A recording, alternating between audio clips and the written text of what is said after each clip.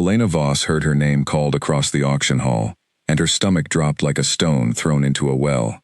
The room was packed with pack leaders, alphas, and wealthy buyers from every corner of the Northern Territories, and every single one of them had already looked past her twice. She stood on the wooden platform under bright lights that made her skin feel exposed, her hands clenched at her sides, her heart pounding so hard she thought the whole room could hear it. This was not how she imagined her life would go. A week ago, she was working quietly in her uncle's bakery, kneading dough, and dreaming of nothing more exciting than a peaceful evening with a book. Then the debt collectors came. Her uncle owed money to the wrong people, people connected to the pack council, and the only way to clear that debt was to offer something of value. Elena was the only thing left to offer. She was not proud of her wolf. Unlike the other Omegas standing beside her, who radiated strength and confidence, Elena's wolf had always been quiet, almost silent, as if it were hiding from the world. Pack doctors had examined her twice and called her wolf weak, underdeveloped, unremarkable. Word spread fast in small packs, and by the time she arrived at the auction house, everyone already knew her reputation before she said a single word. The first 10 women on the platform had been claimed within minutes, snapped up by wealthy pack leaders, eager to form new alliances through mating bonds. Bidders shouted numbers that made Elena's ears ring, numbers so large they could have paid off her uncle's debt 3 times over. She watched enviously as those women walked off the platform with heads held high, already treated like prizes rather than burdens. Then it was her turn. The auctioneer, a thin man with sharp eyes, named Callum Whitmore, cleared his throat and glanced at his notes with visible discomfort. He read Elena's information out loud, her age, her lineage, and then, almost apologetically, mentioned her wolf's weak presence. A ripple of quiet laughter moved through the crowd. Someone in the back muttered that she was a waste of a good auction slot. Elena felt her cheeks burn, but she forced herself to stand tall, refusing to let anyone see her flinch. Nobody raised a hand. Callum tried again, lowering the starting price, practically begging for a single bid. The silence stretched on, heavy and humiliating. Elena stared straight ahead, focusing on a crack in the far wall, trying not to hear the whispers growing louder around her.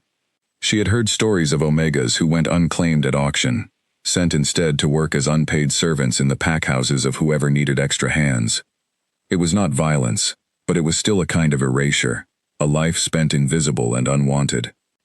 Just as Callum opened his mouth to declare her unclaimed, the enormous double doors at the back of the hall slammed open. Cold air rushed into the room, carrying with it a presence so powerful that every single person in the auction hall turned at once. Conversations died mid-sentence. Chairs scraped against the floor as pack leaders rose out of respect, or perhaps fear.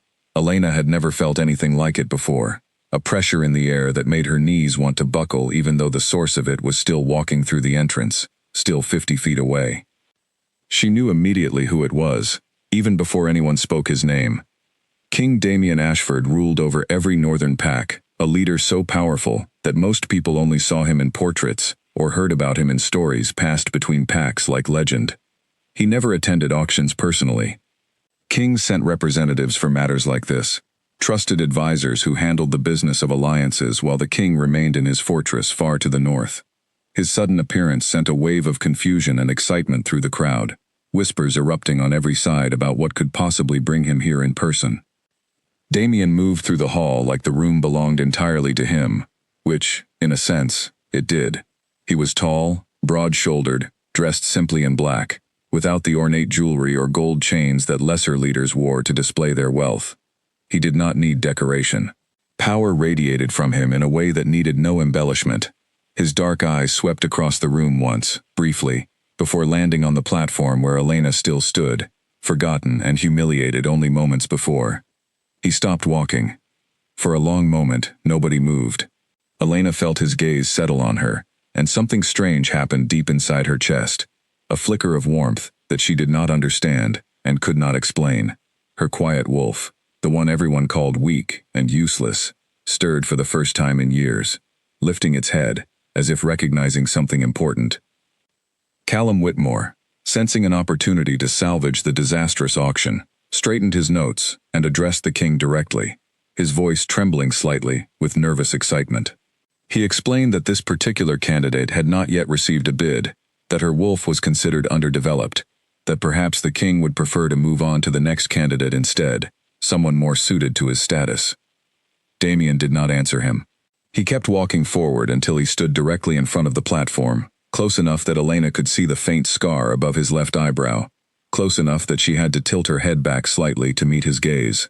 Nobody in the room dared to breathe too loudly. "I will bid," Damien said, his voice calm, but carrying easily through the silent hall. A murmur of shock spread through the crowd immediately. Pack leaders who had ignored Elena moments earlier suddenly leaned forward with interest, some even raising their own hands to compete, though their motives had nothing to do with genuine desire, and everything to do with the sudden prestige attached to anything the king wanted. A rival alpha named Garrick Thorne, leader of a smaller eastern pack, called out a number meant to challenge the king directly, his tone dripping with arrogance, as if daring Damien to back down. Damien did not even glance in his direction. He simply doubled the amount, his tone as steady as if he were discussing the weather, rather than an enormous sum of money. Garrick tried again, his face reddening with frustration and embarrassment as the entire hall watched him lose ground in real time. 2 more bidders joined in, clearly hoping to profit from whatever strange interest the king had suddenly developed, treating Elena less like a person and more like a valuable object they wanted to flip for future favor. Each time someone raised the price, Damien answered without hesitation, without so much as a flicker of doubt crossing his expression. The numbers climbed higher and higher, far beyond anything Elena could have imagined, far beyond the price any of the confident, celebrated Omegas had received earlier that evening. She stood frozen on the platform, watching this unfold, as if she were witnessing someone else's life instead of her own, unable to understand why a king who could have anyone in the Northern Territories was fighting this hard for the woman everyone else had rejected. Finally, after Damien named a sum so staggering that the room fell into stunned silence, none of the remaining bidders spoke again. Garrick Thorne sat back down, his jaw tight with humiliation, refusing to meet anyone's eyes. Callum Whitmore stared at his notes for a long moment before clearing his throat and announcing, in a voice that shook slightly with disbelief, that the winning bid belonged to King Damien Ashford. The crowd erupted into whispers again, louder this time, filled with speculation and confusion. Elena barely heard any of it. Her ears were ringing, her thoughts scattered in a dozen directions at once. She looked down at Damien, searching his face for some explanation, some hint of the game he must be playing, because surely this had to be a game. Perhaps he wanted to use her as a bargaining chip in some larger political scheme. Perhaps this was an elaborate insult aimed at Garrick Thorne, who had apparently caused trouble for the Northern Packs in the past. Perhaps she was simply a pawn in a match she did not understand. Damien extended his hand toward her, palm open, waiting. Elena hesitated. Every instinct told her to run, though there was nowhere to run to. No escape from an auction hall surrounded by powerful shifters, who would catch her within seconds if she tried. She thought of her uncle's debt, now paid many times over by this single transaction, and she thought of her own uncertain future, now tied irrevocably to a man she had never spoken a single word to before this moment. She placed her hand in his. His fingers closed around hers gently, far more gently than she expected from someone with so much strength and power. A quiet warmth spread up her arm at the contact, and her wolf stirred again, curling closer to the surface than it had in years. She stepped down from the platform on shaking legs, and Damien steadied her without a word, his hand moving briefly to her elbow before releasing her again, careful not to overstep. As they walked together toward the exit, the crowd parted around them, whispers following every step. Elena caught fragments of conversation, some curious, some cruel, wondering aloud why the king had chosen the one candidate everyone else dismissed. She kept her chin lifted, refusing to let the whispers show on her face, though inside she felt as fragile as glass, uncertain of everything except the strange, steady pull she felt toward the man walking silently beside her. Outside the auction hall, the night air was cold and sharp, carrying the scent of pine from the surrounding forest. A convoy of black vehicles waited at the curb, engines already running, guards standing at attention beside each door. Elena paused at the edge of the steps, suddenly overwhelmed by everything that had happened in the span of a single hour. Her old life, however small and difficult, was gone completely. replaced by something vast and uncertain that she could not begin to understand. Damien noticed her hesitation. He turned to face her fully for the first time since the auction, and up close, she could see that his eyes were not simply dark, but held flecks of amber that seemed to catch the moonlight. His expression, which had appeared cold and unreadable inside the hall, softened slightly now that they were alone. "You have questions," he said. It was not really a question itself, more an acknowledgement of the obvious. "Many," Elena admitted, her voice smaller than she intended. "Why me? Everyone in that room saw exactly what I am. A weak wolf. Not worth a single bid until you walked in and paid more than every other candidate combined." Something flickered across Damien's face, gone before she could name it. "You misunderstand what happened tonight," he said quietly, "but this is not the place for that conversation. There are too many ears here, and some of them belong to people who would use anything I say against both of us." Elena studied him for a long moment, searching for deception and finding none, though she reminded herself that she barely knew this man and had no real way to judge his honesty. Still, something about his steady gaze made her want to trust him, an instinct she distrusted immediately, given how badly her instincts had misjudged people before. "Where are we going?" she asked instead, deciding the larger question could wait. "North," Damien answered simply. "To my home. You will be safe there. I promise you that much, even if I cannot answer everything else tonight." He gestured toward the nearest vehicle, and Elena, seeing no better option available to her, walked forward and allowed one of the guards to open the door for her.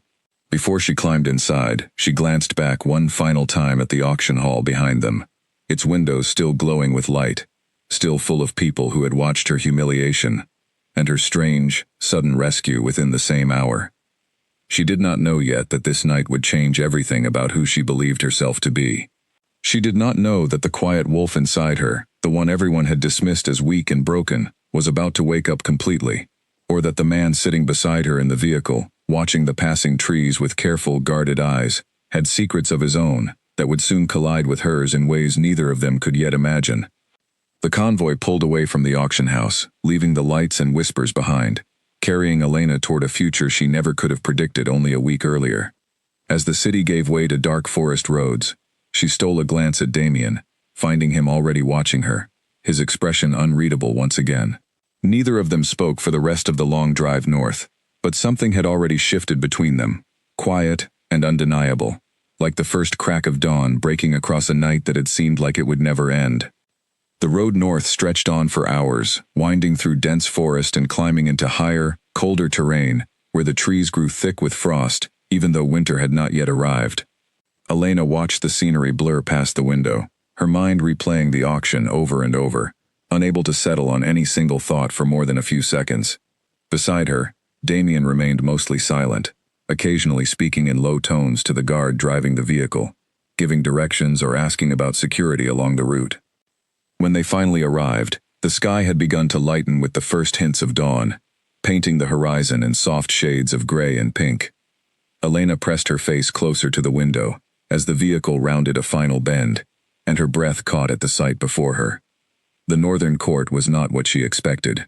She had imagined something cold and imposing, all sharp stone and shadow, matching the fearsome reputation of the man who ruled it. Instead, she saw towers built from pale gray stone that seemed to glow faintly in the early light, surrounded by gardens still holding on to the last color of autumn. Ivy climbed the walls in thick, healthy vines, and somewhere beyond the outer gate, she could hear the distant sound of a river running fast over rocks. The vehicle stopped in a wide courtyard, and Damien stepped out first, offering his hand to help her down. Elena took it hesitantly, still unused to the strange warmth that spread through her whenever they touched. A small group of staff members had gathered near the entrance, waiting to greet the returning king, their expressions carefully neutral as they took in the sight of the woman standing beside him. A woman stepped forward from the group, older than the others, with silver streaked through her dark hair and kind lines around her eyes that suggested she smiled often, despite the formal set of her shoulders now. She introduced herself as Margaret, the head of the household staff, and offered Elena a small, genuine smile that eased some of the tension coiled in Elena's chest. "Come inside," Margaret said gently. "You must be exhausted after such a long night." We will get you settled before anything else happens. Elena glanced at Damien, unsure whether she was meant to follow Margaret or remain close to him, uncertain of the rules governing whatever strange new life she had entered. Damien nodded slightly, a silent permission, and Elena found herself relaxing just a fraction at the small gesture. I have matters to attend to, Damien said, his tone returning to the careful formality she had noticed back at the auction house. Margaret will show you to your chambers. We will speak properly once you have rested. He turned and walked away before Elena could respond, disappearing through a side entrance with 2 guards trailing behind him, leaving her standing alone in the courtyard with a woman she had just met and a castle full of strangers. She swallowed her nerves and followed Margaret inside, trying to memorize the twisting hallways and staircases as they walked, though she suspected she would need several days before she could navigate the place without getting lost.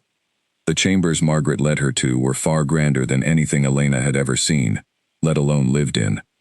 A large bed sat against one wall, draped in soft blankets the color of deep forest green.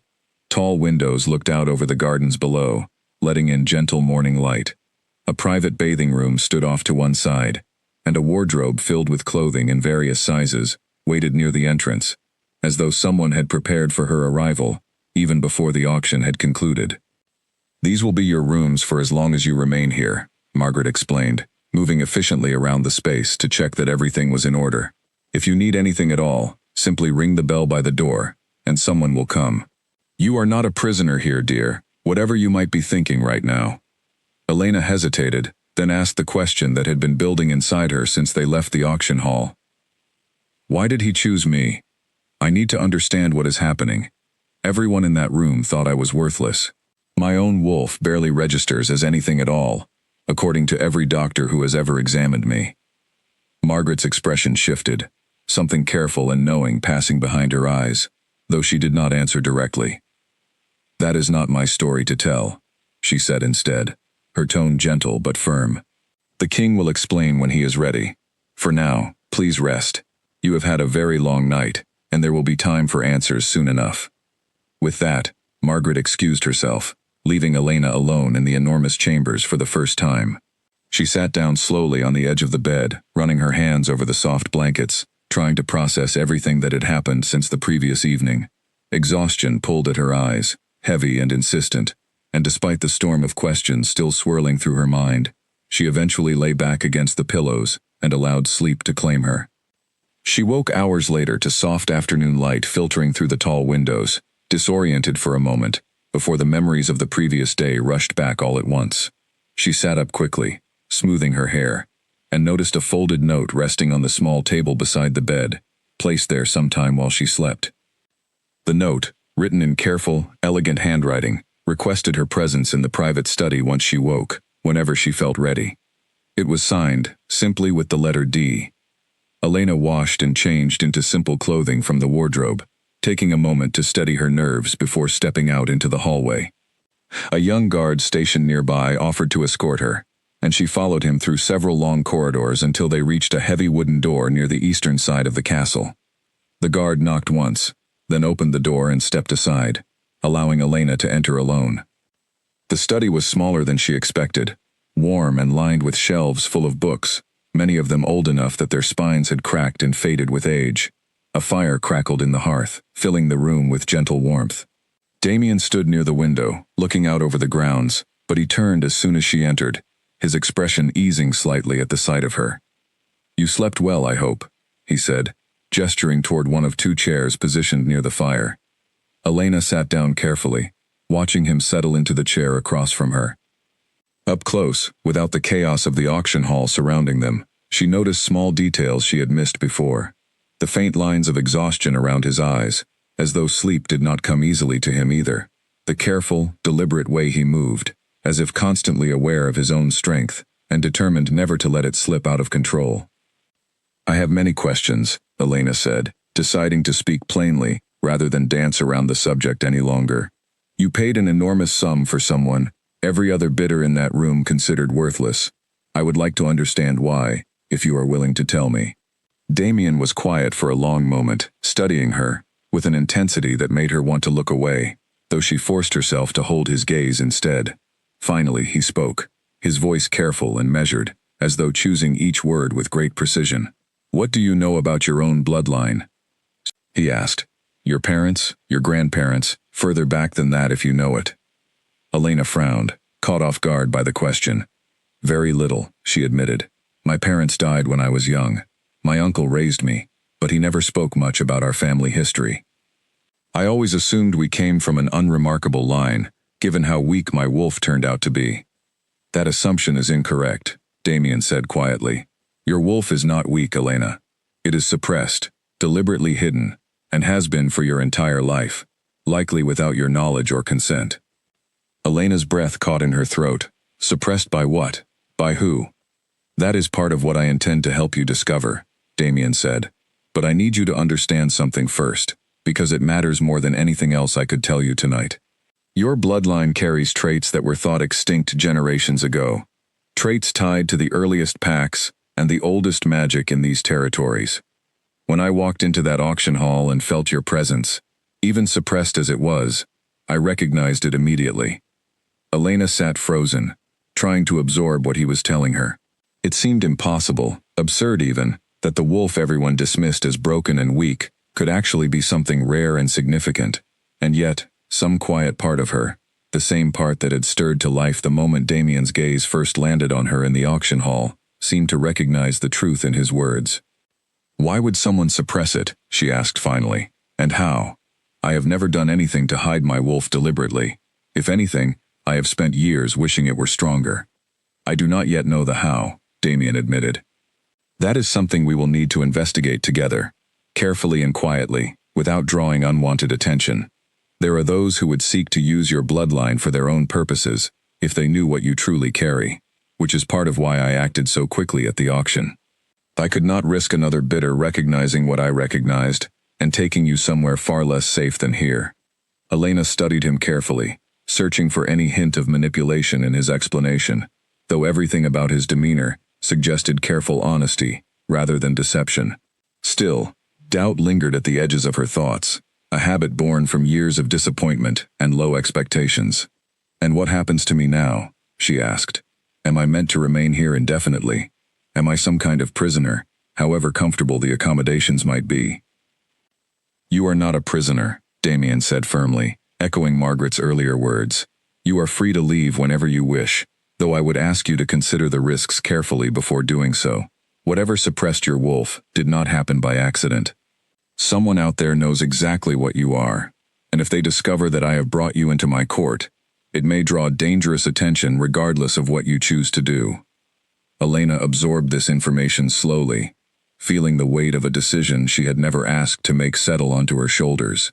A week ago, her biggest concern had been keeping her uncle's bakery running through the slow winter months. Now she was being told that her very existence carried ancient significance, that unknown enemies might already be searching for her, and that the only person offering protection was a king she had known for less than a single day.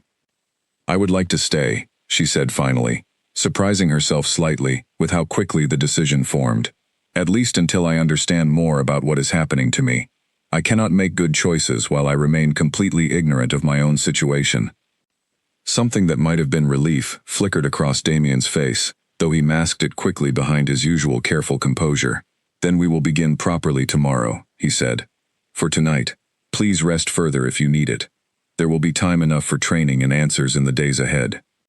Elena rose from her chair, feeling slightly steadier than she had upon entering the study, though countless questions still remained unanswered.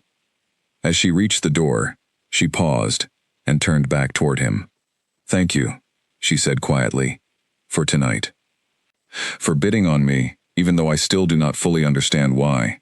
I know I was not what anyone expected to see leave that platform with a king."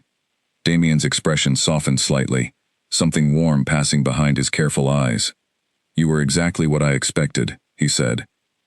Everyone else in that room simply failed to look closely enough. Elena left the study with those words echoing in her mind, carrying them with her through the long corridors back to her chambers, turning them over again and again as the castle settled into evening quiet around her.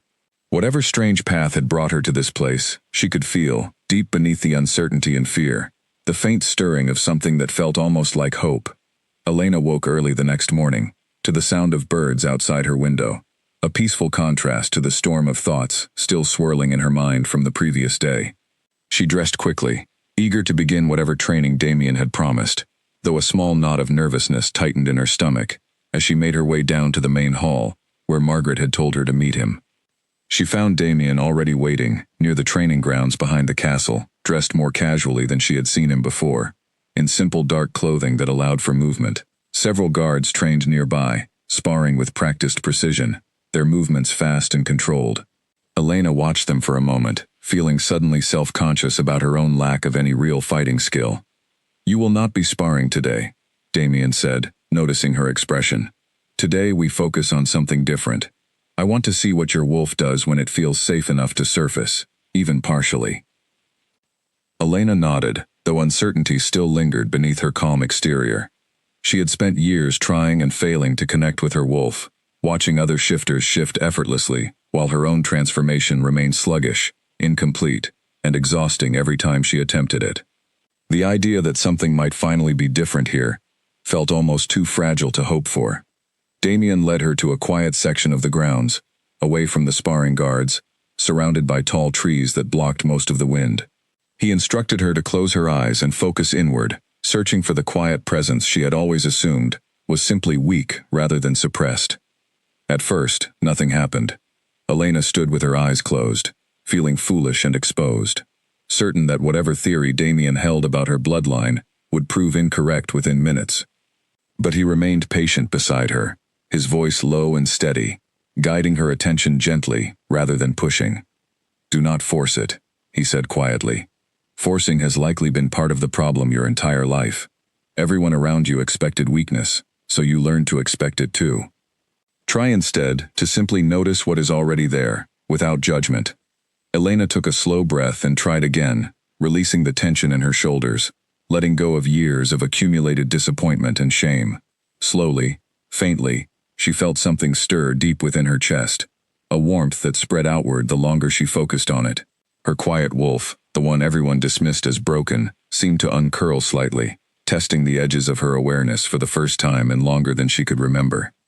"I feel something," she whispered, eyes still closed, afraid that speaking too loudly might scare the fragile sensation away entirely. "Good," Damien said, his voice carrying quiet encouragement. "Let it come forward. Just a little. You are safe here. Nothing will hurt you." Elena focused harder, and gradually, she felt warmth spread through her limbs, a strange tingling sensation, unlike anything she had experienced during her previous failed attempts to shift. When she finally opened her eyes, she gasped softly, looking down at her own hands to find them shimmering faintly with a silver light that seemed to pulse in time with her heartbeat. "What is happening to me?" she asked, alarmed but not afraid, watching the light dance across her skin. "Your wolf is finally being allowed to breathe," Damien said, his tone carrying something close to wonder as he studied the silver glow surrounding her. "This confirms what I suspected at the auction. Your bloodline is exceptionally rare, tied to abilities that have not surfaced in generations." Elena stared at her glowing hands, overwhelmed by conflicting emotions. Years of humiliation and quiet shame seemed to crack apart all at once, replaced by something she barely recognized within herself, a fragile, tentative sense of pride. And yet, fear lingered alongside it, uncertainty about what this newfound ability might mean for her future, and worry about who might come looking for her once word of her true nature began to spread. "Will others notice this?" she asked, glancing around instinctively, though the training grounds remained quiet and empty aside from the distant sound of sparring guards. "Eventually, yes," Damien admitted, "which is why we need to move carefully. I intend to keep your presence here quiet for as long as possible, limiting who knows the full truth about your bloodline. But secrets rarely stay hidden forever, especially among shifters who can sense power the way we can." Elena lowered her hands slowly, watching the silver light fade back beneath her skin as her wolf settled once again into quiet stillness. "Who would want to use this against me?" she asked.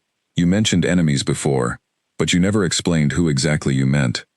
Damien's expression grew serious, the warmth from moments earlier replaced by careful calculation. "There are pack leaders throughout these territories who resent my authority," he said. Some believe the Northern Crown has grown too powerful, that my family has held control for too many generations without challenge. A bloodline like yours, tied to ancient royal magic, could shift the balance of power significantly if it fell into the wrong hands. And if it falls into your hands instead? Elena asked carefully, watching his face for any sign of deception. What happens then? I have no intention of using you, if that is your concern, Damien said, his voice firm and steady. I brought you here to protect you, and to help you understand what you are capable of. Nothing more than that, unless you choose otherwise for yourself. Elena studied him for a long moment, trying to determine whether she believed him completely. Something about his steady gaze, the careful way he had treated her since the moment they left the auction hall, made trust easier than she expected, though a small part of her remained cautious, unwilling to hand over her well-being entirely to a stranger, regardless of his kind treatment so far. Their training continued through the morning, Damien guiding her gently as she practiced calling her wolf forward again and again, each attempt slightly easier than the last. By midday, Elena felt genuinely exhausted, though it was a different kind of tiredness than she was used to, satisfying rather than draining, the exhaustion of real progress rather than repeated failure. As they walked back toward the castle for a midday meal, a commotion near the front gates caught their attention. Elena watched as a group of guards escorted an unfamiliar visitor through the courtyard, his posture stiff and his expression carefully neutral, though something about the way the other guards watched him suggested caution rather than simple courtesy. Who is that? Elena asked quietly, slowing her steps. Damien's jaw tightened slightly as he studied the newcomer. Garrick Thorne, he said, the alpha who challenged my bid at the auction. It seems he has decided to pay us a personal visit. Elena felt a chill run through her despite the warm afternoon sun. She remembered Garrick's arrogant voice from the auction hall, the way he had tried repeatedly to outbid Damien, his tone dripping with entitlement, as though claiming her would have been nothing more than a business transaction meant to serve his own interests. Seeing him here, inside the northern court, sent a fresh wave of unease through her newly awakened wolf. What does he want? She asked, though she suspected she already knew the answer. Nothing good, Damien said grimly. Stay close to me. I do not yet know why he has come, but I intend to find out before he leaves these grounds. They approached the courtyard together, and Garrick's eyes immediately found Elena, a slow, unpleasant smile spreading across his face as he took in her presence beside the king. Well, he said, his voice carrying easily across the open space. It seems the little unwanted Omega has settled in quite comfortably. Choose your words carefully, Thorne, Damien said, his tone low and dangerous, carrying none of the warmth Elena had grown accustomed to hearing during their training session. You are a guest in my territory, and that privilege can be revoked quickly if you forget your manners. Garrick's smile faltered slightly, though he recovered quickly, straightening his shoulders in an attempt to appear unbothered. I simply came to discuss business, he said. Nothing more sinister than that, I assure you. Perhaps we could speak privately, away from prying ears. Damien's eyes narrowed, but after a moment of tense silence, he nodded curtly. Elena, please return to the castle. I will join you once this conversation has concluded. Elena hesitated, reluctant to leave Damien alone with someone who so clearly harbored resentment toward him, but she recognized the firmness in his tone and understood that arguing in front of Garrick would serve no useful purpose. She nodded and turned to walk back toward the entrance, though she moved slowly enough to catch a few fragments of their conversation before she stepped out of easy hearing range. She heard Garrick mention something about territorial boundaries, and then, more quietly, something about bloodlines and old debts owed between their two packs. The words meant little to her without further context, but the tension in Damien's voice as he responded told her enough to understand that whatever business had brought Garrick here, it was far from simple. Once inside the castle, Elena found Margaret in the main hall and asked her quietly about Garrick Thorne, hoping the older woman might offer some insight into the visitor's true intentions.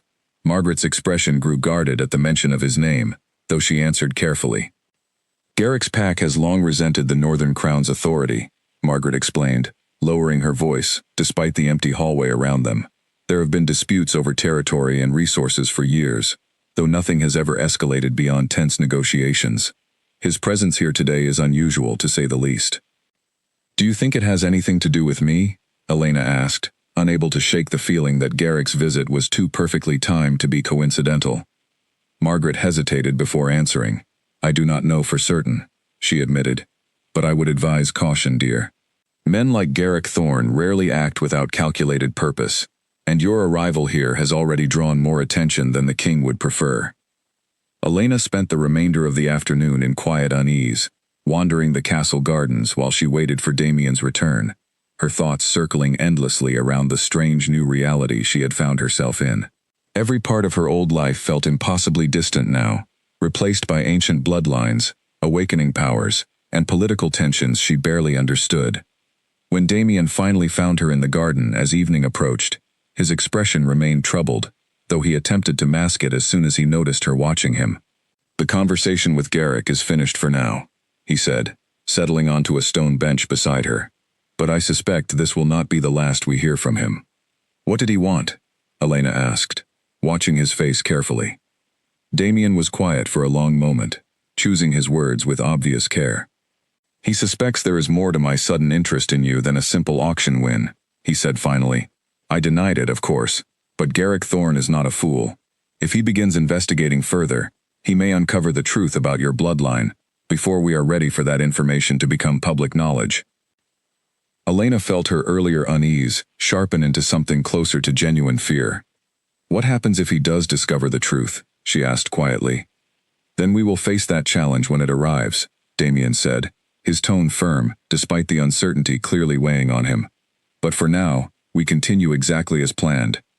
Your training will proceed, your safety remains my priority, and we will deal with Garrick Thorne and anyone else who threatens that safety as the need arises." Elena nodded slowly, drawing what comfort she could from his steady confidence, even as new uncertainties settled alongside the ones she had already carried into this strange new life. As the sun set behind the northern mountains, painting the sky in deep shades of orange and purple, she found herself wondering, not for the first time, exactly how much danger truly surrounded her, and how much of it had followed her here long before she ever stepped onto that auction platform. Days passed quickly at the northern court, each one filled with training sessions that gradually strengthened the bond between Elena and her once dormant wolf. She learned to call the silver light forward more easily each time, feeling less like a stranger inside her own body, and more like herself, perhaps for the first time in her entire life. Damien remained by her side through most of these sessions, patient and steady, though the weight of Garrick Thorne's visit seemed to linger over him, even as the days stretched into a full week. One afternoon, after a particularly successful training session that left Elena breathless with quiet excitement, Damien led her to a different section of the castle she had not yet explored. A long gallery, lined with portraits stretching back generations. Sunlight filtered through tall windows, illuminating dust particles that drifted lazily through the air, giving the entire hallway a strange, timeless quality. "This is the Royal Gallery," Damien explained, gesturing toward the rows of painted faces watching them from ornate frames. "Every ruler of the northern Pax, going back nearly 400 years, is represented here in some form." Elena walked slowly along the gallery, studying each portrait with growing fascination. The faces varied greatly, some fierce and commanding, others softer and more contemplative, but each carried an unmistakable presence that seemed to reach across the centuries, separating them from the present moment. Near the far end of the gallery, Damien stopped in front of a particularly old painting, its colors faded with age, depicting a woman with striking silver eyes and hair the color of moonlight. "This is who I wanted you to see," he said quietly. "Her name was Isolde, one of the earliest queens of the Northern Territories. According to the old records, her bloodline carried the same ancient magic that I sensed in you at the auction." Elena stared at the portrait, feeling a strange, inexplicable connection to the painted woman's steady gaze. "What happened to her?" she asked, unable to look away. "The records grow unclear after a certain point," Damien admitted. "There are accounts suggesting that her bloodline was deliberately hunted and suppressed by rival factions who feared the power it represented.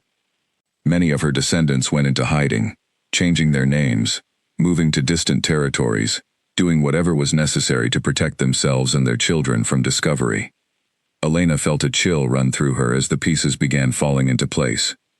"You believe I am descended from her," she said slowly.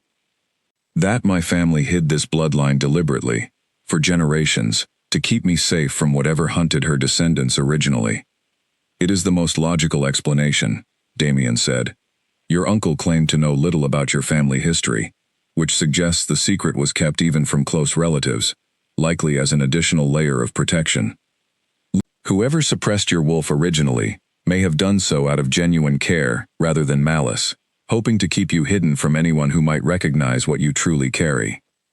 Elena absorbed this information slowly, trying to reconcile the idea of a hidden, protective secret with the years of humiliation she had endured because of her supposedly weak wolf.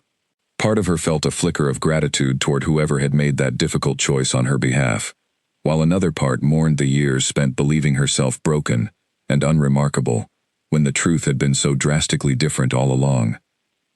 Why would anyone still care about this bloodline after so many generations? She asked, turning away from the portrait to face Damien directly. If Isolde lived 400 years ago, surely whatever threat existed back then has faded by now. Old grudges rarely fade completely among long-lived shifters, Damien said grimly. And ancient magic tied to royal bloodlines carries value that never truly diminishes, regardless of how much time passes. If Garrick Thorne or anyone else discovers the truth about your heritage, they will understand immediately why it matters, and they will act accordingly. Elena wrapped her arms around herself, suddenly cold despite the warm afternoon light filling the gallery. What does Garrick actually want then, assuming he suspects something already? Power, Damien said simply. Access to ancient magic that could challenge my authority, or perhaps be used to forge alliances with other pacts seeking to weaken the Northern Crown. If he could claim you, through marriage or otherwise, he would gain significant leverage against me and against anyone else who opposes him. The implication settled heavily over Elena, making her wolf stir uneasily beneath the surface of her calm exterior. She thought of Garrick's cold smile in the courtyard, the way he had looked at her as though she were simply a valuable object to be acquired, rather than a person with her own thoughts and wishes. The idea of belonging to someone like that, rather than remaining here, where she had at least begun to feel some measure of safety, filled her with genuine dread. I will not let that happen, Damien said quietly, noticing the fear crossing her expression. Whatever else remains uncertain between us, know that I intend to protect you from Garrick Thorne, and anyone else who seeks to use you for their own ambitions. Elena met his gaze, searching once again for any hint of deception, and finding instead something that looked remarkably like genuine determination. Why does my safety matter so much to you? She asked softly. You barely know me. A week ago, I was a stranger standing on an auction platform, and now you speak as though protecting me has become your personal mission. Damien was quiet for a long moment, his expression shifting through several emotions before settling into something careful and guarded. There is more to explain, he admitted finally, about why I recognized your bloodline so quickly, and why your safety matters to me on a level deeper than simple political strategy. But I am not yet ready to share that particular truth, Elena. Please understand that this is not meant to hurt you, only to protect us both until the timing is right. Elena studied him carefully, curiosity and frustration warring within her at his continued secrecy, though something in his tone suggested this was not simple evasion, but genuine caution, born from real concern. She decided, for now, to let the matter rest, trusting that he would share whatever remained hidden when circumstances finally allowed it. Their conversation was interrupted by the sound of hurried footsteps approaching from the far end of the gallery. A young guard appeared, slightly out of breath, his expression tense with urgency. He bowed quickly toward Damien before delivering his message. Your Majesty, there has been an incident at the eastern border, the guard reported. Scouts report unusual movement near Thorn territory. It appears they may be mobilizing additional forces along the boundary line. Damien's expression hardened immediately, all traces of the earlier softness disappearing beneath careful, calculated focus. How many forces? He asked sharply. Difficult to say precisely, Your Majesty, but scouts estimate significantly more than typical border patrols would require, the guard answered. Advisor Whitcomb has already convened the council in the war room, awaiting your presence. Damien turned to Elena, regret flickering briefly across his features. I need to attend to this immediately, he said. Please return to your chambers and remain there until I send word. I do not yet know what this movement means. but I would rather you remain somewhere secure until we understand the full situation." Elena nodded, though anxiety twisted uncomfortably in her stomach as she watched him hurry away with the guard, his earlier careful composure replaced by the sharp, decisive energy of a leader responding to potential threat. She made her way back toward her chambers slowly, her thoughts spinning with worry about what exactly Garrick Thorne might be planning, and whether his mobilization near the border had anything to do with the secrets they had just discussed in the quiet gallery. That evening, Margaret brought her dinner directly to her chambers, explaining apologetically that the entire castle remained on alert while the council deliberated over the situation at the border.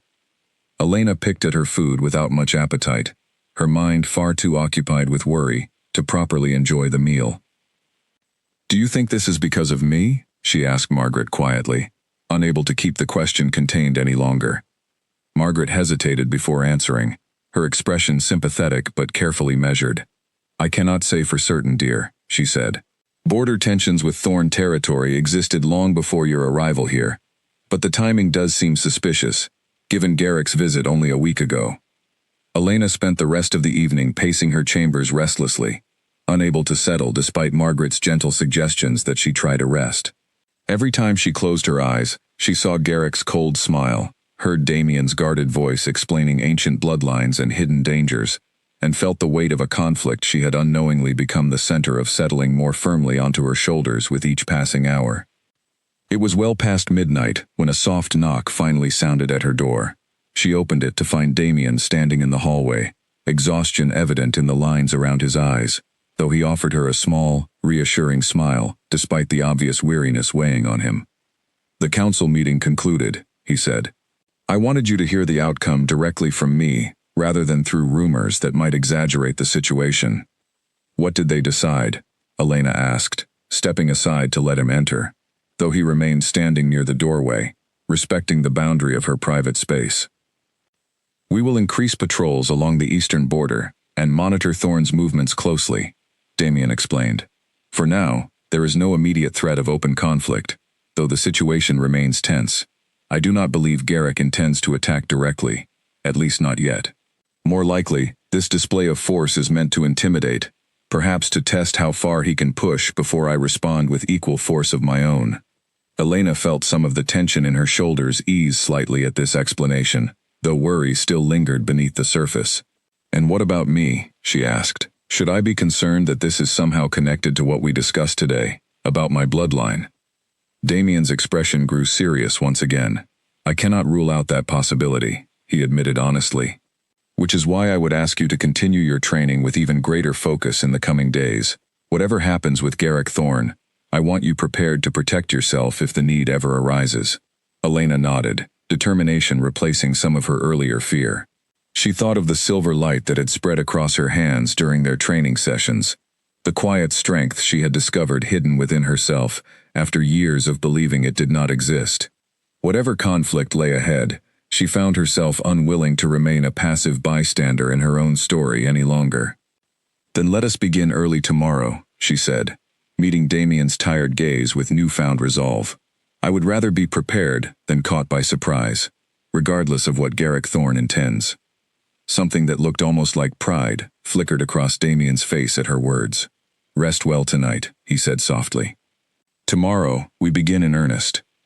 He left her chambers shortly after, and Elena finally settled into bed, her mind still racing with everything she had learned that day.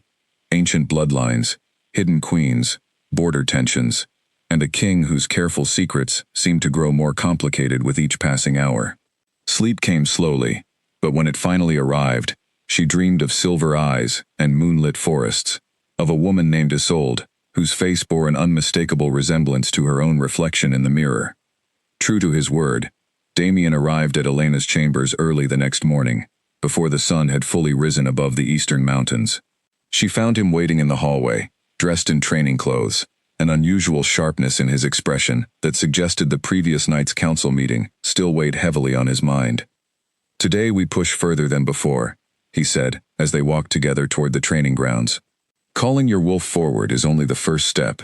You need to learn control, and eventually, you will need to learn how to use whatever abilities come with your bloodline in practical, defensive ways." Elena nodded, feeling a mixture of excitement and nervousness at the prospect. The training grounds stood empty this early in the morning, mist still clinging to the grass in thin, silvery wisps that caught the pale morning light. Damien led her to the same quiet section where they had practiced before, though this time, his instructions carried a new intensity. "Close your eyes," he said. "Call your wolf forward, as you have done before, but this time, I want you to hold that connection steady, rather than letting it fade after a few moments. Push past the initial discomfort." Elena closed her eyes and focused inward, finding the familiar warmth in her chest more easily than she had during their first session. The silver light spread across her hands almost immediately, and rather than allowing it to fade as she had done previously, she concentrated on maintaining the connection, breathing slowly and steadily despite the strange tingling sensation that spread further up her arms the longer she held it. "Good," Damien said, his voice carrying quiet approval. "Now, try extending that energy outward, beyond your hands. Imagine it as an extension of yourself, something you can shape and direct." Elena furrowed her brow in concentration, imagining the silver light stretching outward as Damien suggested.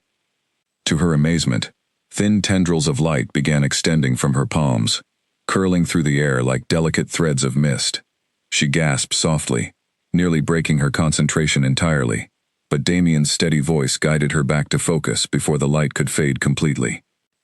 "You are doing wonderfully," he said. "This ability, from what the old records describe, allowed Isolde and her descendants to create protective barriers, even to disable opponents without causing lasting harm. It is a defensive gift, meant to protect rather than destroy." Elena felt a surge of pride at his words, though exhaustion soon crept in alongside it, the effort of maintaining such an unfamiliar connection draining her energy faster than she expected. After nearly an hour of continued practice, she finally let the light fade completely, breathing heavily, as she opened her eyes, to find Damien watching her with quiet satisfaction. "You have made remarkable progress in a very short time," he said. "Most shifters take years to develop this level of control over dormant abilities, assuming they ever manage it at all." "It helps to have a good teacher," Elena replied, offering him a small, genuine smile despite her exhaustion. Something shifted in Damien's expression at her words, a flicker of warmth that seemed to catch him slightly off guard, before he composed himself once again.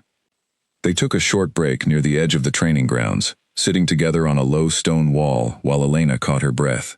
The morning mist had begun to burn away under the strengthening sun, revealing the full expanse of gardens and forest surrounding the castle grounds.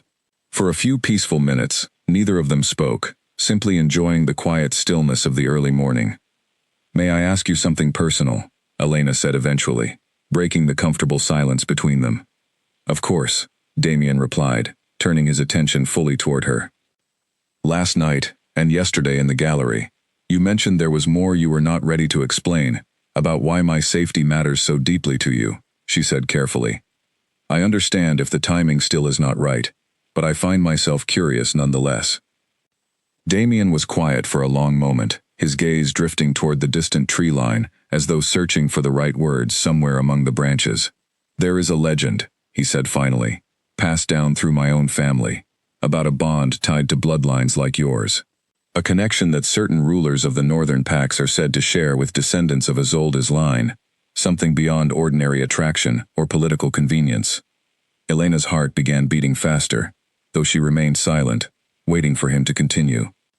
"When I entered that auction hall and felt your presence, even suppressed as it was, I recognized something beyond simply identifying rare magic," Damien continued, his voice quieter now, almost hesitant, in a way she had not heard from him before. "I felt a pull, Elena, something I have never experienced with anyone else in my life. I do not fully understand it myself, and I did not want to burden you with such a strange claim before you had time to settle into this new life, and trust me even a little." Elena stared at him, processing his words slowly, feeling her own wolf stir with something that felt remarkably similar to recognition, an echo of the same pull he described. She thought back to the moment their eyes first met across the auction hall, the warmth that had spread through her chest even before she understood anything about her own bloodline, or his reasons for being there. "I felt something too," she admitted quietly. "I did not understand it then, and I am still not entirely certain I understand it now, but there was something, even before you spoke a single word to me." Damien's expression softened considerably at her admission, relief, and something warmer passing behind his careful eyes. "I did not want to pressure you into believing something you were not ready to accept," he said, "especially given how quickly everything else in your life has changed over the past week. But I am glad to know I am not imagining this connection entirely alone." They sat together in comfortable silence for a while longer, the earlier tension between them replaced by something gentler, more fragile and new.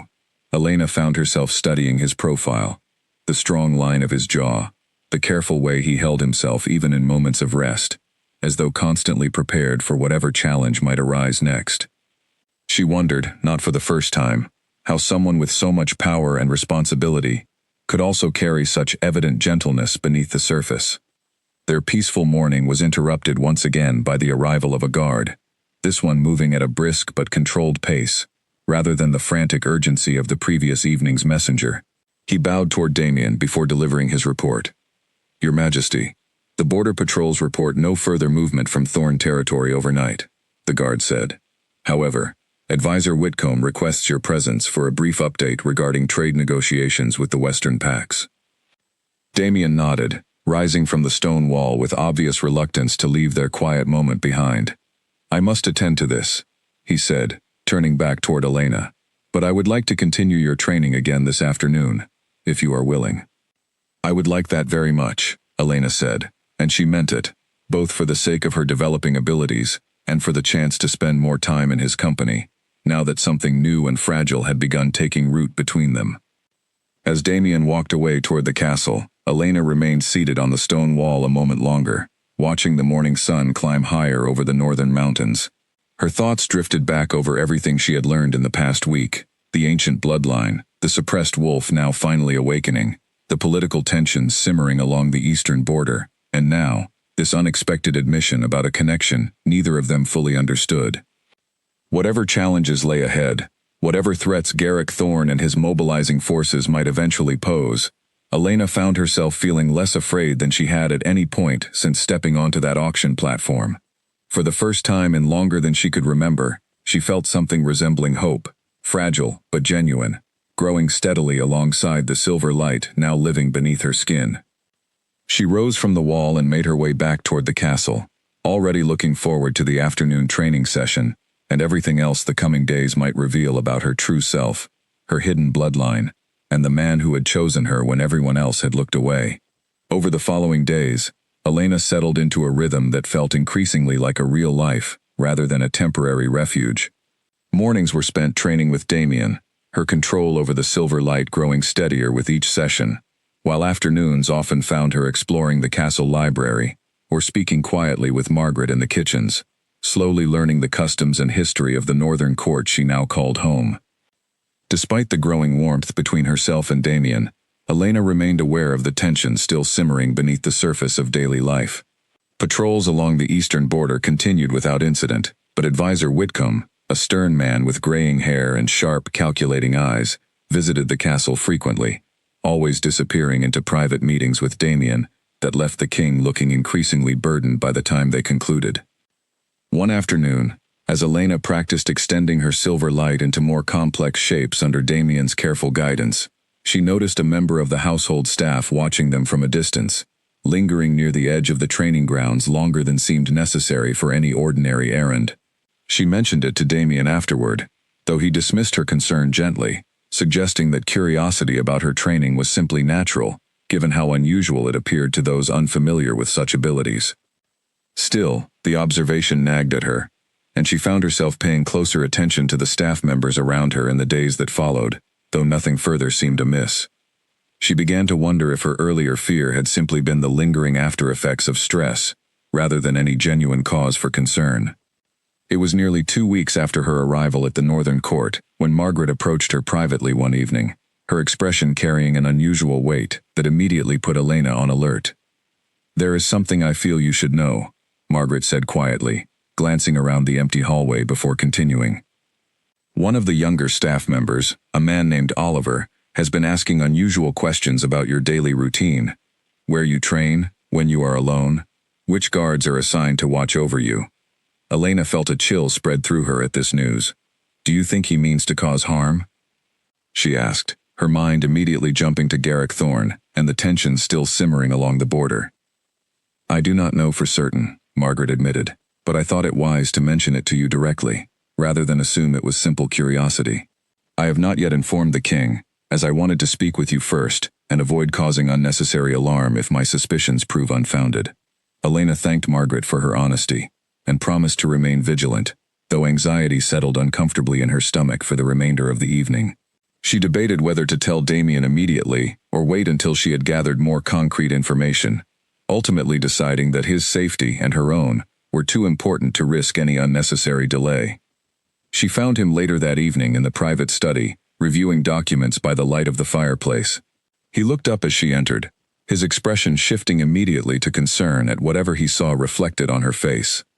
What has happened? He asked, setting aside his papers.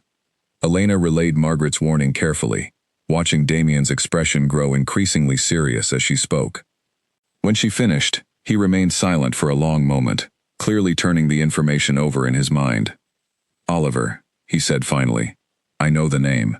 He joined the household staff several months before your arrival here, recommended by a distant relative working in one of the southern territories. I had no particular reason to suspect him of anything, but given the current circumstances, I think it wise to investigate further. Do you think he could be connected to Garrick Thorne? Elena asked, voicing the fear that had been building since Margaret's warning. It is possible, Damien said grimly, or he may simply be curious, as I originally suggested regarding the staff member who watched our training. But I would rather investigate thoroughly than dismiss a genuine threat out of misplaced caution. Damien called for increased security around Elena's chambers that same evening, assigning additional guards to monitor her movements throughout the castle, without making the added protection too obvious to those who might be watching. He also arranged for a quiet investigation into Oliver's background, hoping to determine whether the young man's curiosity carried any genuine malicious intent. The following days passed with careful watchfulness on everyone's part, though nothing immediately alarming occurred. Elena continued her training, though she found herself more aware of her surroundings than before, constantly noting who stood nearby and how closely they seemed to be observing her. It was nearly a week after Margaret's initial warning, when the investigation finally yielded results. Damien found Elena in the library one afternoon, his expression carrying a mixture of relief and continued caution that immediately caught her attention. We have confirmed that Oliver has been sending information to an outside contact, Damien said without preamble, settling into the chair across from her. Fortunately, my advisors intercepted the most recent message before it could be delivered. Elena's stomach twisted with anxiety. What kind of information? And who was he sending it to? Details about your training schedule, your movements throughout the castle, and observations about your growing abilities, Damien explained. The contact appears to be connected to Thorne territory, though we have not yet confirmed whether Garrick himself ordered this surveillance, or whether it originates from someone else within his pack. What happens to Oliver now? Elena asked, uncertain what consequences typically followed such betrayal within the Northern Court. He has been detained for questioning, Damien said. I intend to learn everything he knows before deciding how to proceed further. But this confirms what we suspected, Elena. Someone is actively gathering information about you, likely preparing for some kind of action in the near future. Elena absorbed this news with a mixture of fear and grim determination. The peaceful weeks she had spent settling into her new life at the Northern Court, growing closer to Damien and steadily developing her abilities, now felt fragile against the reality of active threats gathering just beyond the castle walls. What should I do? She asked, looking to Damien for guidance, despite the growing confidence she had built through weeks of training. Continue exactly as you have been, Damien said firmly. Do not let fear disrupt your progress. If anything, this discovery only confirms how important it is that you continue strengthening your abilities as quickly as possible. We will increase security measures throughout the castle, and I will personally ensure that anyone with ill intentions toward you faces serious consequences. Elena nodded, drawing strength from his steady confidence even as new worries continued circling through her mind. That evening, as she practiced extending her silver light into increasingly complex patterns under Damien's watchful guidance, she found herself pushing harder than before, determined to build whatever strength she could in preparation for whatever challenges still lay ahead. Days later, as autumn deepened into the first true chill of approaching winter, word arrived that Oliver had confessed under careful questioning to working directly for Garrick Thorne, motivated by promises of significant financial reward in exchange for information about Elena's bloodline and her growing connection to the Northern Crown. The confession confirmed everyone's worst suspicions, transforming vague unease into concrete, undeniable threat. Damien called an emergency council meeting that same evening, and though Elena was not permitted to attend the formal proceedings, he sought her out afterward, his expression heavy with the weight of difficult decisions. Garrick Thorne knows enough now to understand what you represent, he told her quietly, finding her in the garden, where she often retreated to think during moments of stress. The council believes he will act soon, likely attempting either to capture you directly or to force a confrontation that could destabilize the entire Northern Territory. Elena felt fear coil tightly in her chest, though she forced herself to remain steady, remembering the strength she had built over the past weeks. "What does the council recommend?" she asked. "Increased fortification of the castle, expanded border patrols, and closer protection for you specifically," Damien said. "Some among the council have suggested moving you to a more remote, secret location entirely, away from the Northern Court altogether. And what do you think?" Elena asked, watching his face carefully. Damien was quiet for a long moment before answering. "I think running would only delay the inevitable confrontation, and might leave you more vulnerable rather than less, isolated from the protection and resources available here," he said. "But this decision ultimately concerns your safety more than anyone else's, and I want to know your own thoughts before we proceed further." Elena considered his words carefully, weighing fear against the strength she had discovered within herself over the past weeks of training. She thought of Isolde's portrait in the gallery, of the ancient bloodline she now carried forward, and of the quiet resolve that had steadily replaced her earlier uncertainty since arriving at the Northern Court. "I would rather stay and face whatever comes," she said finally, her voice steady, despite the fear still lingering beneath the surface. "Running feels like exactly what everyone expects from someone they still consider weak. I am done being underestimated, Damien. Whatever Garrick Thorne intends, I would rather meet it directly than hide from it." Something fierce and proud flickered across Damien's expression at her words. "Then we will prepare together," he said. "Whatever comes, you will not face it alone." Elena nodded, drawing comfort from his steady presence beside her, even as the weight of the coming confrontation settled more firmly across her shoulders. The peaceful weeks of quiet training and growing connection had ended, replaced now by the certain knowledge that conflict, in some form, was approaching quickly, and that everything she had learned so far would soon be tested in ways far more serious than any training exercise could fully prepare her for. The castle transformed over the following days into something closer to a fortress preparing for siege, though Damien took great care to ensure the changes did not create unnecessary panic among the household staff or the surrounding villages that depended on the Northern Court for protection. Additional guards arrived from outlying territories, quietly integrated into the existing security rotation. Supplies were stocked more heavily than usual, and Advisor Whitcomb spent long hours reviewing defensive strategies with Damien, late into the evening. Elena's training intensified alongside these preparations. Where once her sessions with Damien had focused primarily on connecting with her wolf and understanding the basic nature of her abilities, they now shifted toward practical application, learning how to defend herself effectively if Garrick Thorne's forces ever managed to breach the castle's defenses.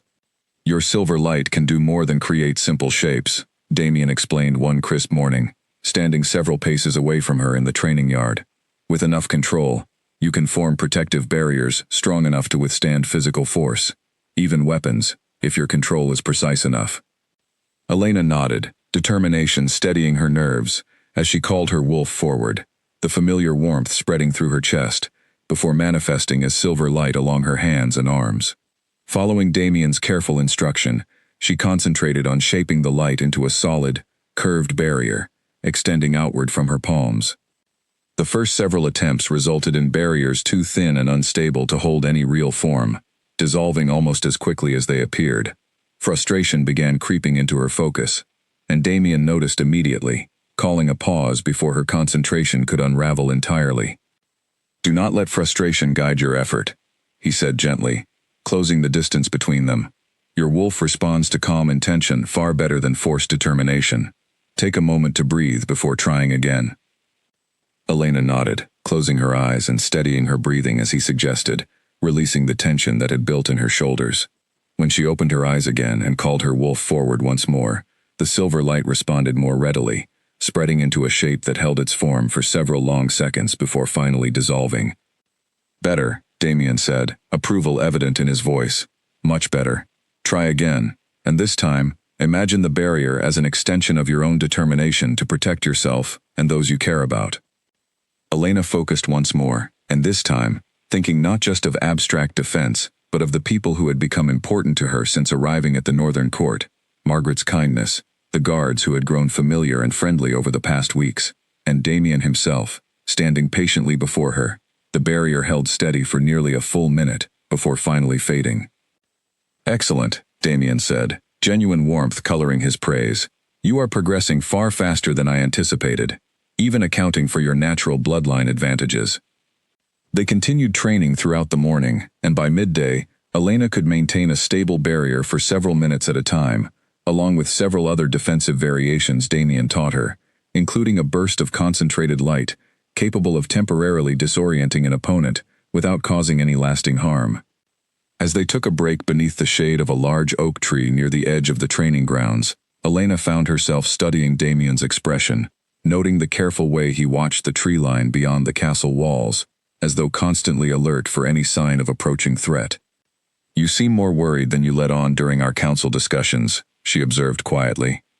Damien glanced at her, a flicker of surprise crossing his features before he offered a small, tired smile.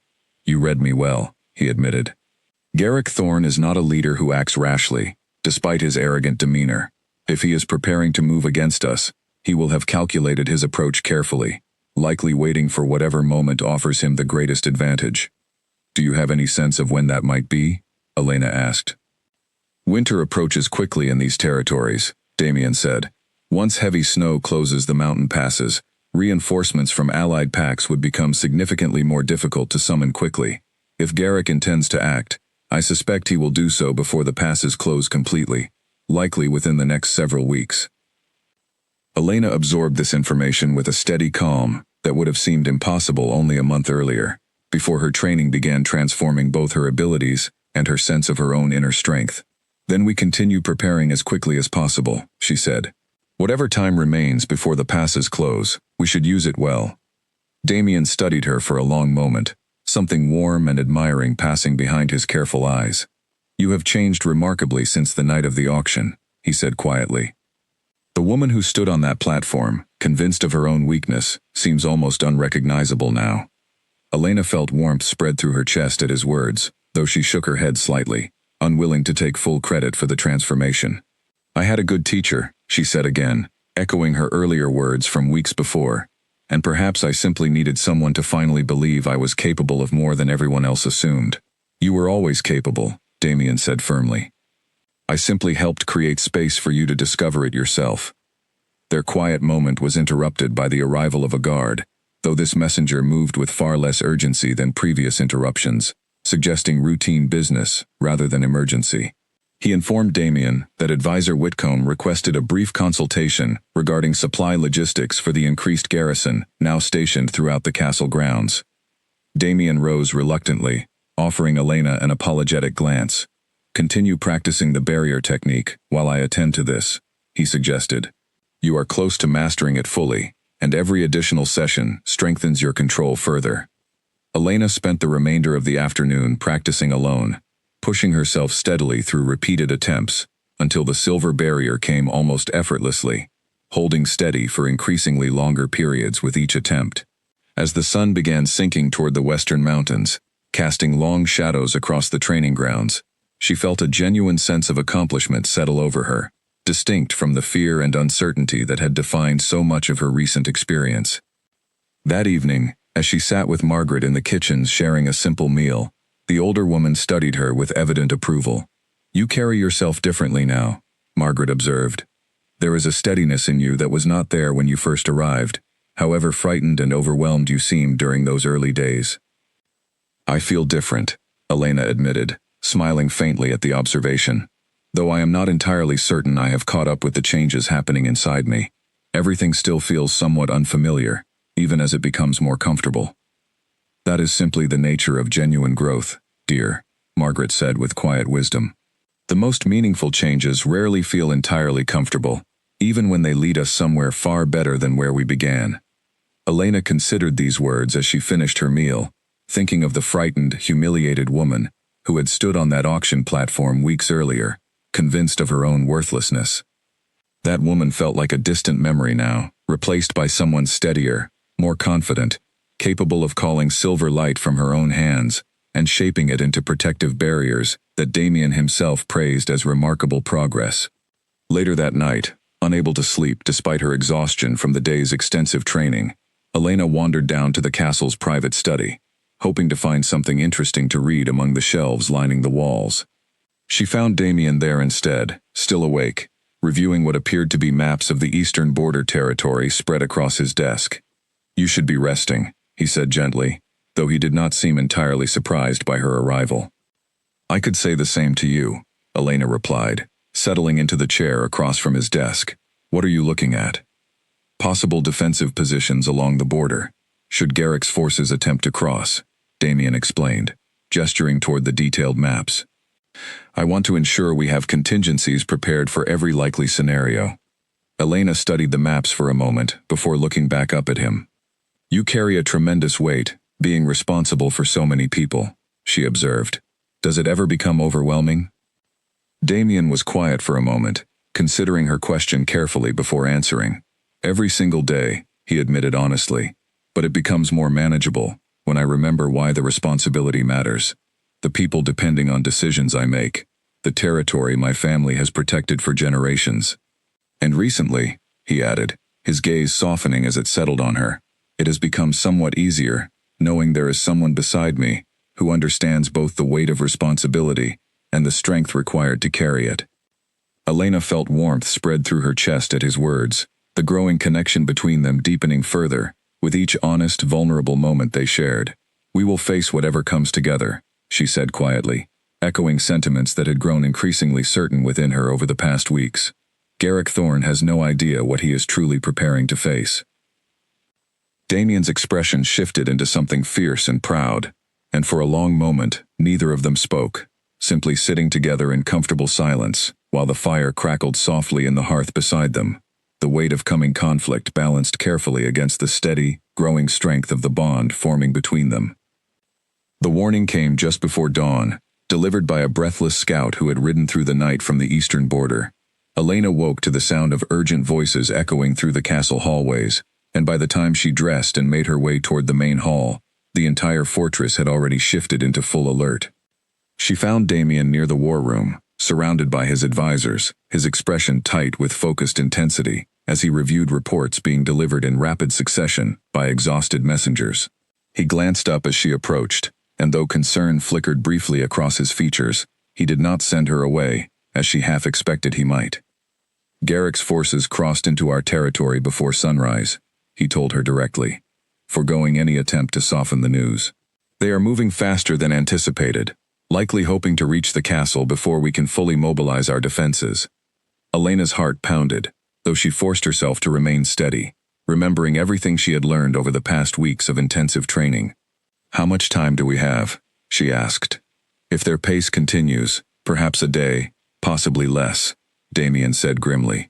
"I have already sent word to allied packs requesting reinforcements, but given the distance involved, they are unlikely to arrive before Garrick's forces do." Advisor Whitcomb, standing nearby with maps spread across the war room table, added his own assessment in a clipped, professional tone.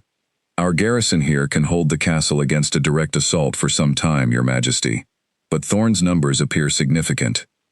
If his intention is truly to capture the Omega rather than simply intimidate us, he will press the attack aggressively regardless of losses." Elena felt a chill at hearing herself referred to so clinically, though she understood the advisor meant no disrespect, simply reporting the tactical reality they now faced.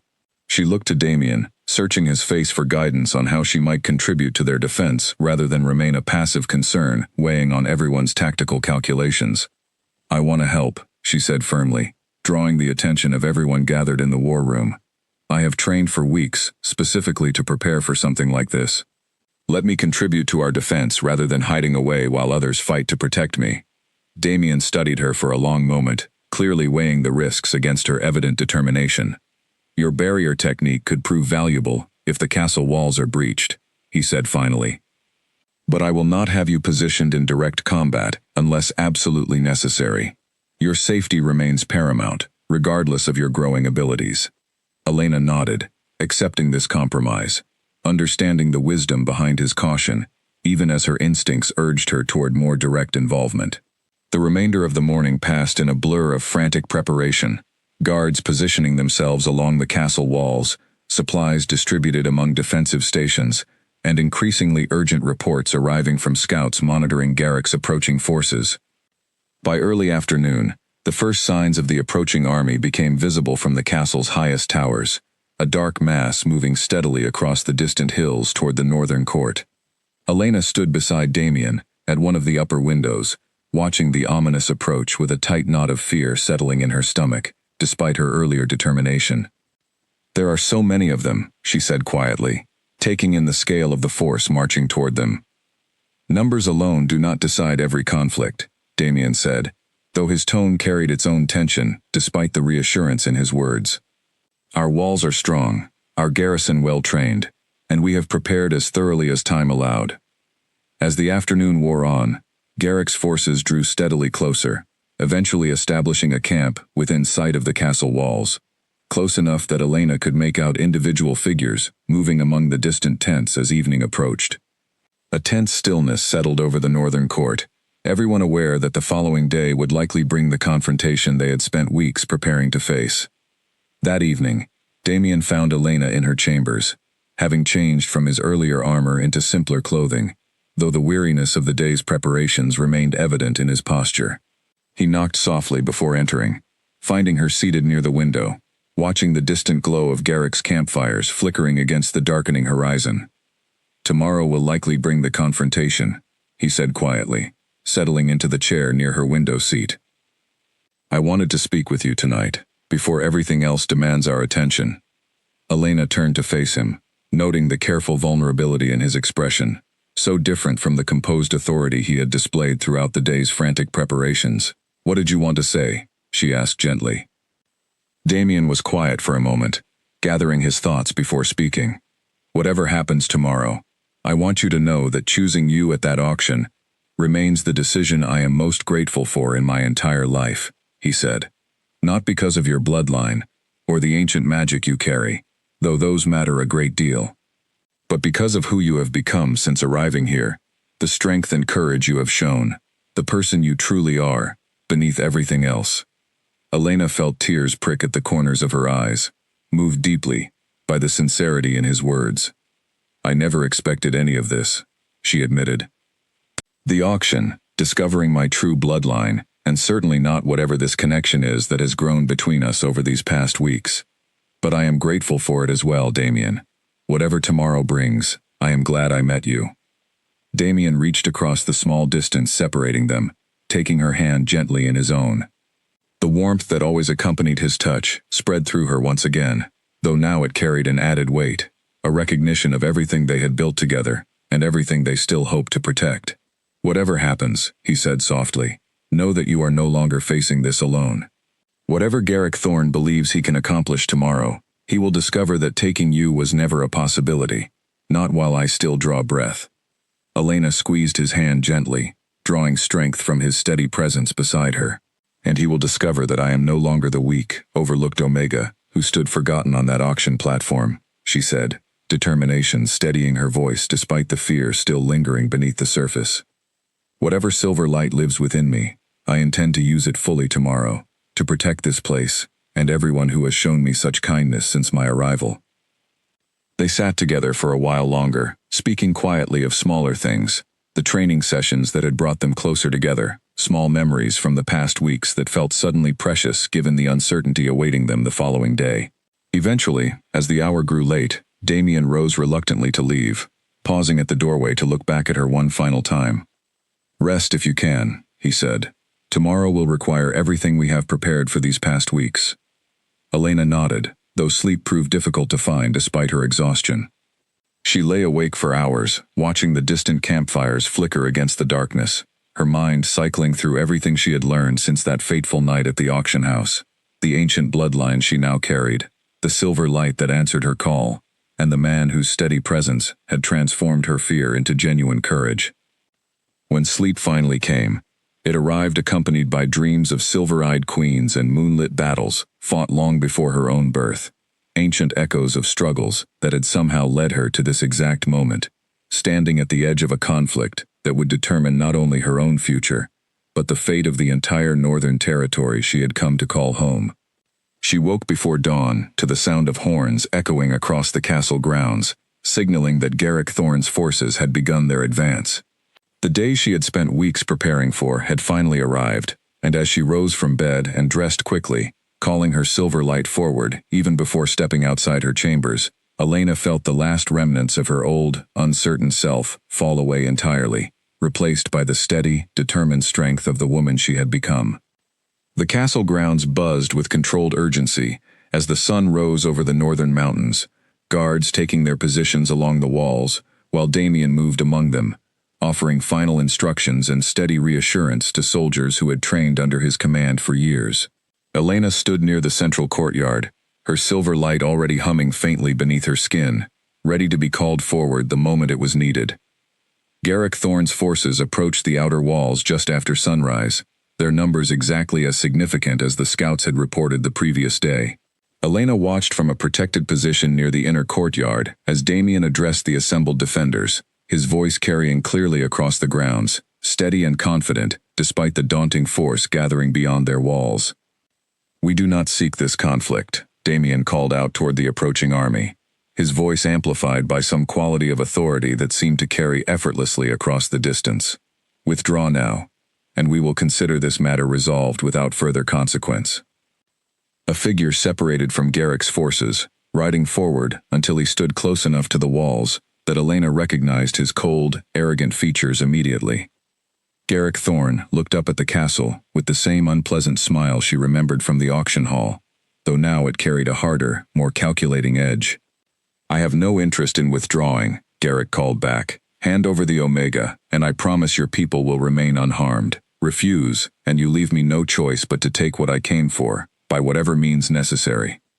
"She is not an object to be handed over," Damien responded, his voice carrying cold authority. "And she is certainly not yours to claim, regardless of how many soldiers you brought to threaten my territory." Garrick's expression darkened, and he turned back toward his assembled forces, raising his hand in a clear signal. Elena felt her heart pound as the massive army began advancing toward the castle walls, and Damien turned to give final orders to his own defenders before joining her near the inner courtyard. "Stay close to Whitcomb," he instructed her firmly. "He will position you where your barrier technique can protect the most vulnerable areas of our defense without placing you in direct combat. I need to be near the front lines, but I will return to you as soon as circumstances allow." Elena nodded, though reluctance flickered through her at the idea of remaining separated from him during the confrontation ahead. Still, she trusted his tactical judgment, understanding that her greatest value lay in protecting critical positions rather than engaging directly with Garrick's soldiers. The battle that followed unfolded with a controlled intensity, Damien's forces defending their walls with practiced precision, while Garrick's soldiers attempted repeated assaults against the fortified gates. Elena remained near Advisor Whitcomb's position, calling her silver light forward whenever a section of the defense grew vulnerable, forming protective barriers that deflected incoming projectiles and gave exhausted defenders crucial moments to regroup. Hours passed in this manner, the northern defenders holding their ground admirably against Garrick's larger force, though the strain of sustained conflict began wearing visibly on everyone involved. Elena's barriers grew more sophisticated with each use, her control strengthening under the pressure of genuine necessity, rather than simple training exercises. It was during a particularly intense push against the eastern gate that Elena noticed a smaller group of Garrick's soldiers breaking away from the main assault, moving instead toward a less heavily defended section of the wall near the castle's western side. Her instincts immediately recognized the maneuver as a deliberate attempt to breach the defenses through a weaker point, likely hoping to reach her directly, while the main force kept Damien's attention occupied elsewhere. "Advisor Whitcomb," she called urgently, pointing toward the western wall. "They are attempting to flank us through the weaker section." Whitcomb's eyes widened as he recognized the maneuver, immediately signaling nearby guards to redirect toward the threatened position. Elena, without waiting for further instruction, moved quickly toward the western wall herself, calling her silver light forward as she ran, determined to reinforce the defense before Garrick's soldiers could exploit the vulnerability. She arrived just as the flanking group began scaling the western wall, and without hesitation, she extended her silver light into the largest barrier she had yet attempted, a shimmering wall of protective energy that stretched across the entire vulnerable section, halting the advancing soldiers in their tracks.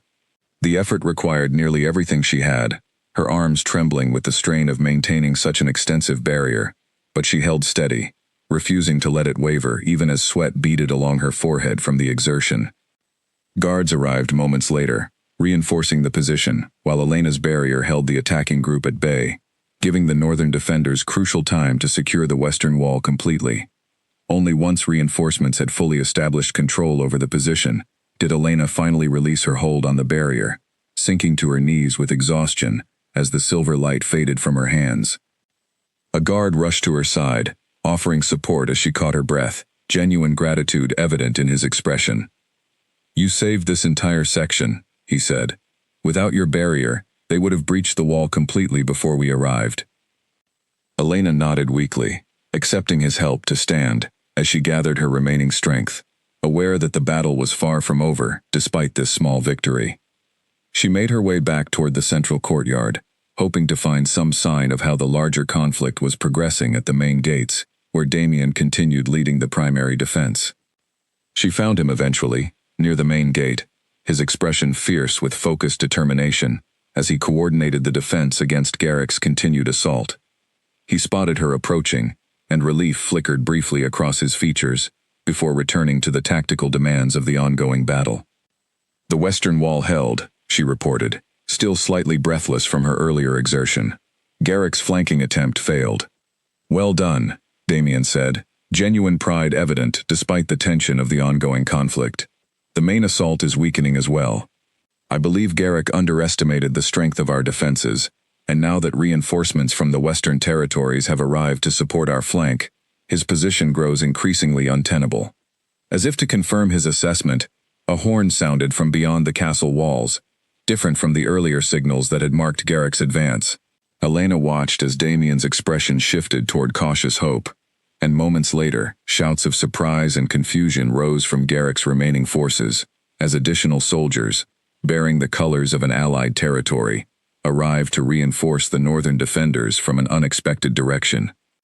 The tide of the battle shifted rapidly after that, Garrick's forces finding themselves caught between the fortified castle walls and the newly arrived reinforcements, their earlier confidence crumbling as the tactical situation deteriorated beyond recovery. Within another hour, Garrick's remaining soldiers began a disorganized retreat, abandoning their siege equipment and fallen banners as they fled back toward their own territory. Elena watched from the castle walls as the retreating forces disappeared into the distance, relief flooding through her exhausted body as the immediate threat finally lifted. Beside her, Damien released a long breath, the tension of the day's conflict slowly easing from his shoulders as the reality of their successful defense settled fully into place. "We held," he said quietly, almost disbelieving despite having led the defense himself. "The castle held, and Garrick's forces are retreating." Elena nodded, exhaustion and relief warring within her as she processed the magnitude of what had just occurred. "What happens now?" she asked. "Will he simply attempt this again once he has regrouped?" "Perhaps," Damien admitted, "but today's defeat will cost him significant standing among his own allies, and the arrival of reinforcements from the western territories sends a clear message that the Northern Crown does not stand alone against threats to its stability. I suspect Garrick will need considerable time to recover from this setback before attempting anything similar again." Elena allowed herself a small, tired smile, the weight of weeks of anxious preparation finally beginning to lift now that the immediate crisis had passed. Damien turned to face her fully, his expression carrying a warmth that had nothing to do with tactical victory, and everything to do with the woman standing beside him, exhausted but unbroken, having proven herself capable of far more than either of them had fully anticipated, even after weeks of intensive training. "You saved that western wall," he said quietly. "Your quick thinking and courage today likely prevented a far more serious breach of our defenses. I am immensely proud of everything you have accomplished, Elena, from the moment I first recognized your presence at that auction, to standing here beside you now." Elena felt warmth spread through her chest, despite her exhaustion, pride and relief mingling together, as she looked out over the retreating forces disappearing into the distant hills. Whatever challenges still lay ahead, whatever consequences might yet follow from today's confrontation, she found herself confident, for the first time in her entire life, that she possessed the strength necessary to face them, whatever form they might eventually take. In the days following the failed siege, the northern court settled gradually back into a calmer rhythm, though the events of that intense battle left lasting changes in their wake. The Allied soldiers who had arrived to reinforce the western flank remained for several additional days, helping repair damaged sections of the outer walls, before eventually returning to their own territories, with Damien's heartfelt gratitude for their timely assistance. Elena spent much of this recovery period resting, her body still adjusting to the significant exertion required during the battle, though her spirit felt lighter than it had in weeks, buoyed by the knowledge that she had contributed meaningfully to protecting the people and place she had come to care for so deeply. Margaret fussed over her constantly during this time, insisting on extra rest and nourishing meals, though Elena suspected the older woman's attentiveness stemmed as much from genuine affection as from practical concern for her recovery. Word of the battle's outcome spread quickly throughout the northern territories, and in the weeks that followed, several pack leaders who had previously remained neutral in the tension between Damien and Garrick Thorne sent formal messages expressing renewed support for the Northern Crown, having witnessed clearly which side possessed both the strength and moral standing to prevail in genuine conflict. Garrick himself retreated fully into his own territory, sending no further communication, though scouts continued monitoring his movements carefully, in case he attempted any renewed aggression once his forces had recovered. Nearly a month after the battle, as winter fully settled over the northern territories, blanketing the castle grounds in soft, undisturbed snow, Damien requested Elena's presence in the private study one quiet evening, his expression carrying a nervous energy she had not seen from him since the earliest days of her arrival at the northern court. She found him standing near the fireplace, and when she entered, he turned to face her with an expression that mixed warmth, hope, and unmistakable vulnerability. "I have something important to discuss with you," he said, gesturing toward the chairs near the fire, though he remained standing himself, seemingly too restless to sit. "You are making me nervous," Elena said with a small, teasing smile, though genuine curiosity underlay her words. Damien took a steadying breath before continuing. "These past months have transformed everything I understood about my own life," he said. "When I walked into that auction hall, I expected simply to recognize and protect a rare bloodline that had gone unnoticed for generations. I never anticipated finding someone whose courage, strength, and kindness would come to mean as much to me as my own kingdom." Elena's heart began beating faster, understanding the direction of his words even before he continued speaking. "I love you, Elena," Damien said simply, the words carrying quiet certainty despite their vulnerability. "Not because of the ancient bloodline you carry, though that matters greatly to our territory's future. I love you because of who you are, the woman who refused to remain broken by others' low expectations, who fought fiercely to protect this place and its people, even before you fully understood your own strength." Tears gathered in Elena's eyes, though they carried nothing but joy, as she absorbed the sincerity of his words. "I love you too," she said softly. "I have for weeks now, though I was uncertain how to voice something that still felt so new and overwhelming, given everything else happening around us." Damien's expression softened with evident relief and happiness, and he crossed the remaining distance between them, taking her hands gently in his own. "I would like to formally claim you as my mate," he said, "not through the transaction of that auction, though I remain forever grateful that circumstance brought us together. I want to choose you properly, as my equal, my partner, and eventually, if you are willing, my queen."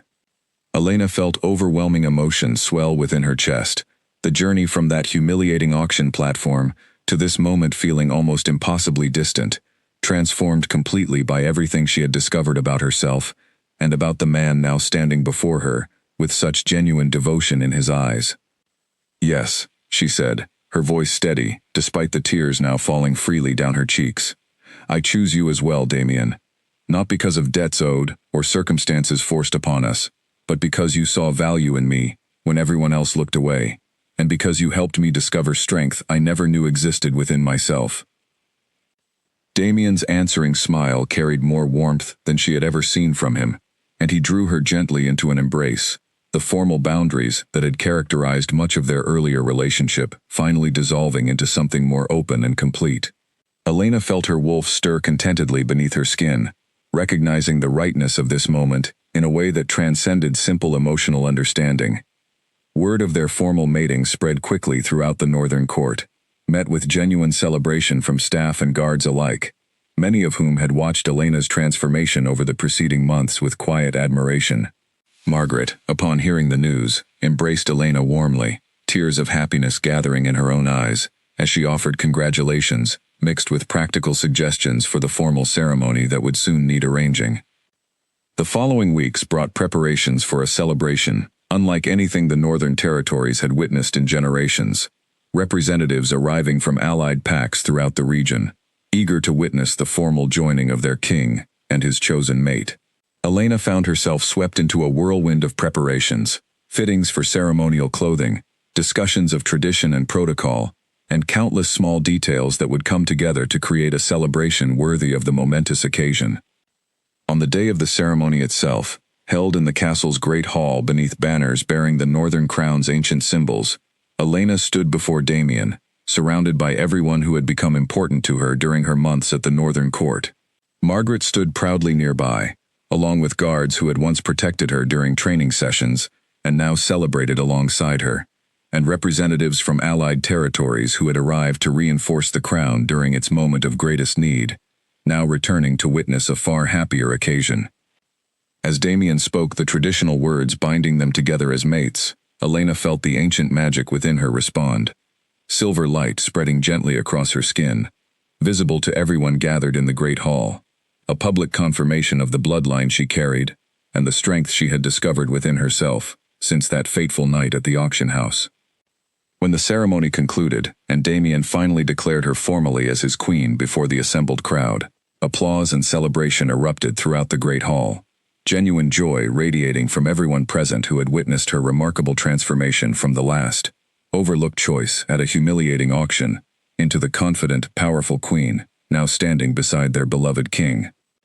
Later that evening, as the celebrations continued below in the great hall, Elena and Damien found a quiet moment together on the castle's highest balcony, looking out over the snow-covered Northern Territories now fully at peace, the earlier threat from Garrick Thorne having faded into distant memory, replaced by genuine hope for the future they now shared together. "Do you remember what you told me, that first night at the auction house, about why you chose me?" Elena asked, leaning against the balcony railing beside him, watching her breath fog gently in the cold winter air. "I told you that you were exactly what I expected, and that everyone else simply failed to look closely enough," Damien said, recalling the moment with clear fondness.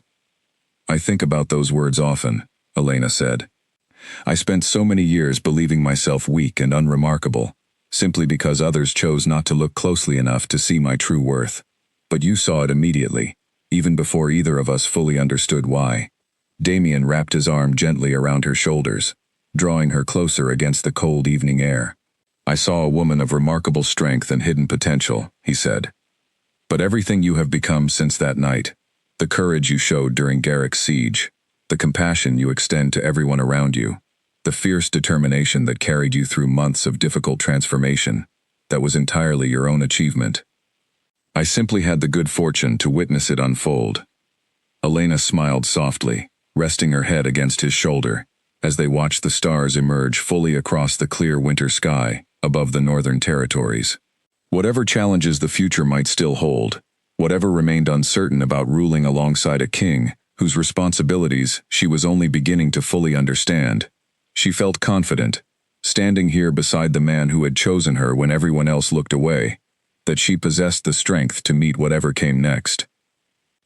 The last choice at the auction had become, through months of courage, training, and genuine love, the most powerful and beloved queen the Northern Territories had known in generations, proving beyond any doubt that true worth was never determined by the judgment of those too careless to look beneath the surface, but by the strength, compassion, and quiet resilience carried within each person, waiting patiently for the right moment and the right person to help it finally shine through completely.